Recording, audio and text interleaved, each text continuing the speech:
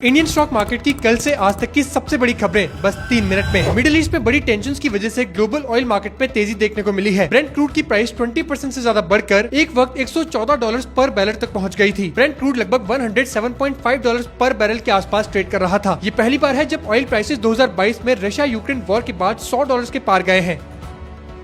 Global tensions के बीच आज Indian markets में हैवी वॉलेटिलिटी देखने को मिली है। इंडियन स्टॉक मार्केट में वेस्ट एशिया में बढ़ रही जियोपॉलिटिकल टेंशन्स का असर दिख रहा है। गिफ्ट निफ्टी लगभग 730 पॉइंट्स गिर गया, जो वीक ओपनिंग का सिग्नल दे रहा है। मार्केट में फियर भी बढ़ गया है। इसी बीच एफपीआईज ने शेयर्स बेचे, जबकि डीआईआईज ने मार्केट में बाइंग करके थोड़ा सपोर्ट किया।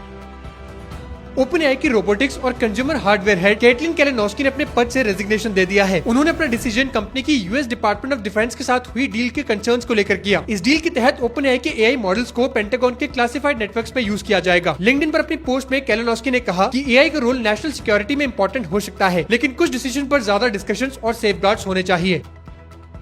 जीएसटी केस के बीच फिनो पेमेंट्स बैंक में लीडरशिप चेंज देखने को मिला है। फिनो पेमेंट्स बैंक को रिजर्व बैंक ऑफ इंडिया से अप्रूवल मिल गई है कि केतन मर्चेंट को इंटरिम सीईओ बनाया जा सके। मर्चेंट अगले 3 महीनों तक या तब तक बैंक के सीईओ रहेंगे जब तक ऋषि गुप्ता वापस ऑफिस नहीं ज्वाइन कर लेते। अभी ऋषि गुप्ता का केस बैंक की नॉमिनेशन और रेम्यूनरेशन कमेटी और बोर्ड रिव्यू कर रही है। इसके बाद आरबीआई फाइनल डिसीजन लेगा कि वो सीईओ के तौर पर वापस आ सकते हैं या नहीं।